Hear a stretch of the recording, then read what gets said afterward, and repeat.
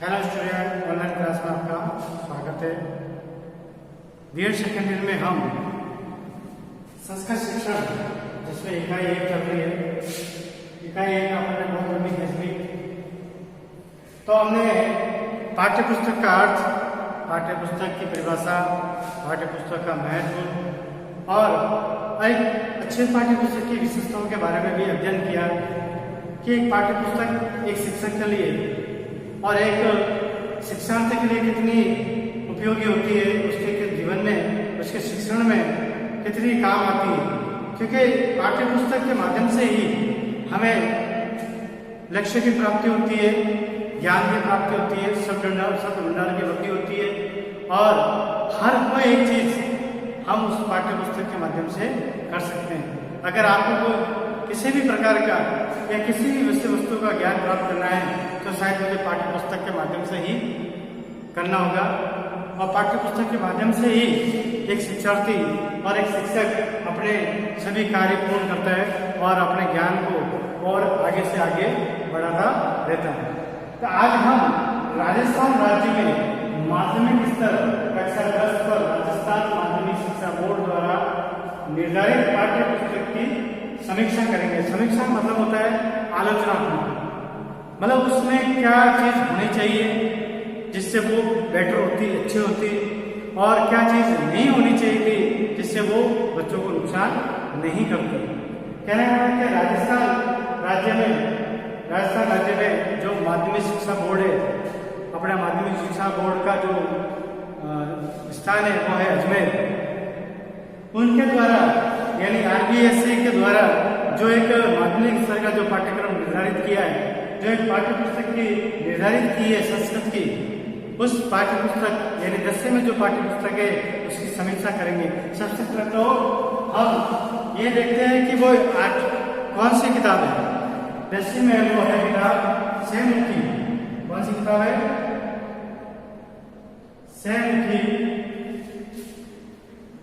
सैमुसी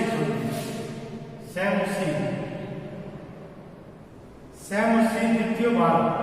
कौन सी किताब है? सैमुसी द्वितीय भाग यानी सैमुसी का दूसरा भाग।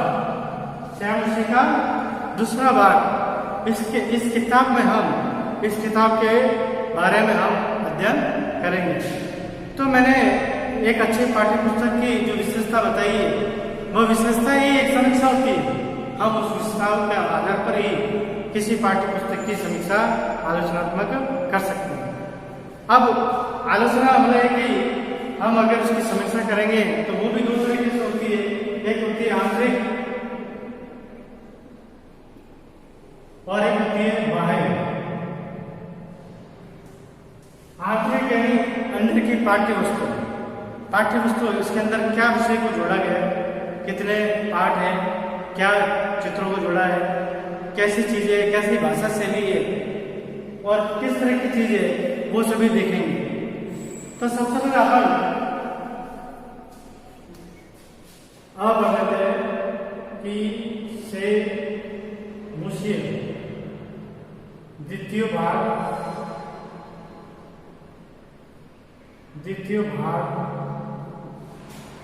के आंतरिक गुणों के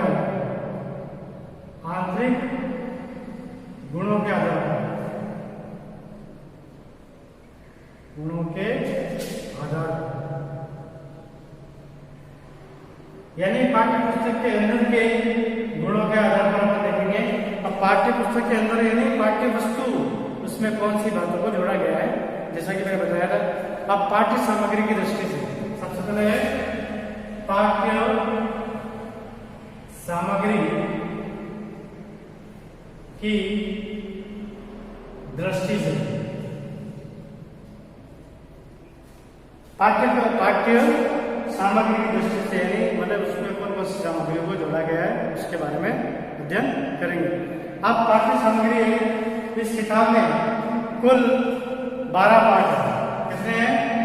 12 पाठ रखे गए हैं। 12 पाठ है, 12 अध्याय है। कितने अध्याय हैं? 12, जिसमें से 8 है प्राचीन ग्रंथ,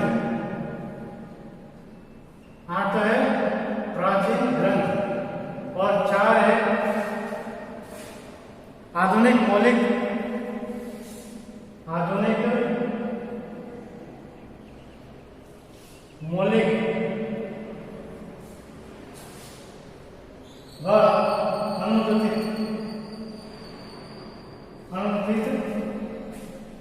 संस्कृत रचनाएं यानी कुल कितने हैं इसमें 12 अध्याय है, 8 प्राचीन ग्रंथ है और 4 आधुनिक मौलिक व अनुदित संस्कृत रचनाएं हैं। ठीक है, अब सबसे पहला बिंदु आता है रोचक।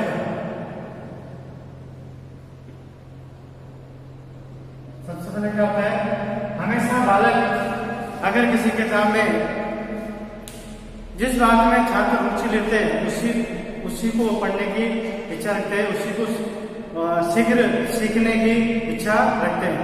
इस दृष्टि से संस्कृत पाठ्य वस्तु रोचक होनी चाहिए, परंतु इसमें सहमुखी की पाठ्य वस्तु अधिक रोचक नहीं है।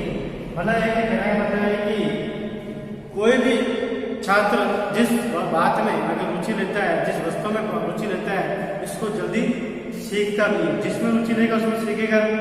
लेकिन संस्कृत की जो ये किताब है सहमुखी द्वितीय बार, उसमें ऐसी कोई रोचकता वाली बात या विषय वस्तु को नहीं जोड़ा गया है, जिससे ये अधिक रोचक नहीं है।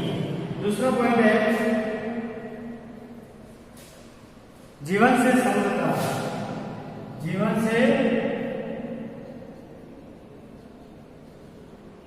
समृद्धता यानी जीवन से जुड़ा हुआ, जीवन से जुड़ा हुआ। अब इसमें जीवन से जुड़े वाले 2 ही पार्ट है, केवल 2 पार्ट है। एक तो है सूची पर्यावरण, सूची पर्यावरण, और दूसरा कौन सा है व्यायाम सर्वदा तथ्य। ये 2 ही लेसनों को इसमें जोड़ा गया है, बाकी लेसनों में जीवन से संबंधित कोई बात नहीं की गई। तो ये एक पाठ्यपुस्तक की कमी है कि जीवन से छात्र के व्यक्ति के जीवन से संबंधित बातों को जोड़ा जाना जरूरी है। अगर जीवन से जुड़ी बात नहीं होगी तो फिर उसको छात्र रुचि से नहीं पढ़ पाएंगे। तीसरा है विविधता। विविधता का मतलब होता है हर विषय वस्तु को सम्मिलित करना, हर विषयों को सम्मिलित करना। इसमें कुल कितने पाठ है? 12 पाठ। उसमें से 12 पाठ देखो, 2 गद्य, 5 पद्य, 2 गद्य, 5 पद्य, 2 नाटक, और कितने हो गए? 9 और 3 कथा। इसमें से कुल मिला के 12 अध्याय। कितने हैं? 12 अध्याय। अब इसमें आप नोट करो, इसमें सबसे ज्यादा किसके पद्य भाग के, किसके हैं? पद्य भाग के पाठों को संकलित क्या रखा है? पद्य भाग के पाठों को संकलित कर रखा है, जिससे सभी जो विधाएं है उसमें समान होनी चाहिए, तभी वो एक रुचिकर बनता है। ठीक है, अब जैसे चलता है कि अवस्था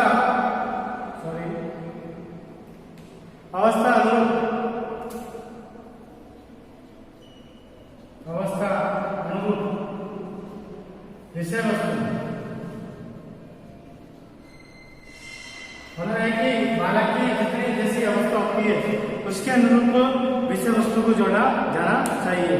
अगर बालक की जो अवस्था होती है उसके अनुरूप अपन विषय वस्तु को नहीं जोड़ेंगे तो वो जो पाठ्य पुस्तक है वो रुचिकर नहीं होगी। सहमुखी पाठों का क्रम तो उचित है, लेकिन पुस्तक में संस्कृत भाषा की विभिन्न विधाओं में पाठ संकलन दृष्टिगोचर होता है, लेकिन महापुरुषों की जीवनी और यात्रा का वर्णन एक भी नहीं है।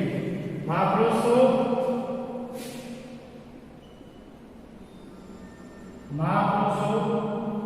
की जीवनियां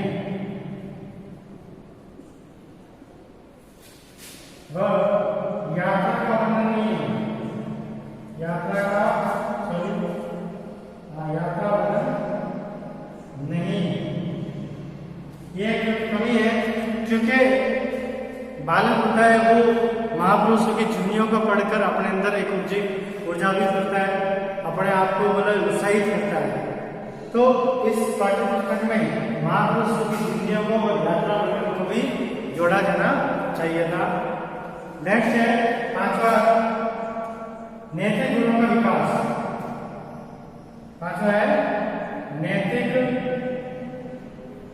गुणों का विकास।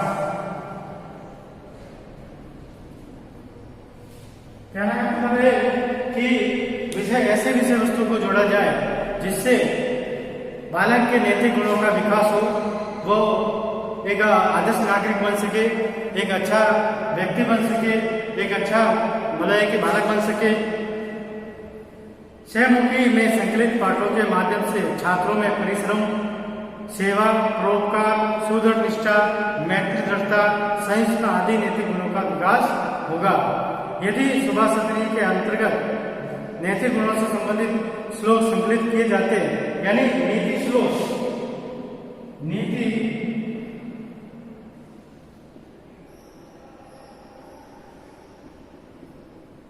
नीति श्लोक को संकलित नहीं किया गया, या अगर मतलब कि नीति श्लोकों को, यानी नीति श्लोक नैतिक जो श्लोक होते हैं, नैतिक से संबंधित श्लोक होते हैं, उन श्लोकों को अगर जोड़ा जाता तो शायद बालक में कौन कौन से गुणों का भी विकास होता है। सत्य प्रियता, न्याय प्रियता, उदारता, बड़ों का आदर सम्मान, विनम्रता, दयालुता जैसे नैतिक गुणों का विकास होता। अब ज्ञानपरक विषय वस्तु नेक्स्ट है, ज्ञानपरक विषय वस्तु। ज्ञानपरक विषय वस्तु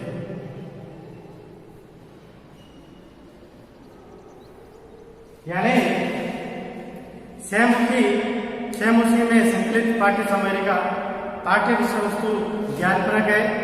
पाठ्य पुस्तक के प्रत्येक पाठ में छात्रों को नूतन और ज्ञान और संदेश का प्राप्त हो रहा है। ये एक अच्छी बात है कि सहमुखी जो संस्कृत की जो किताब है उसमें नए नए ज्ञान का संचार हो रहा है, बालक नए ज्ञान से अवगत हो रहे हैं, तो ये इसमें कोई कमी नहीं है, ये एक अच्छा एक प्लस पॉइंट है।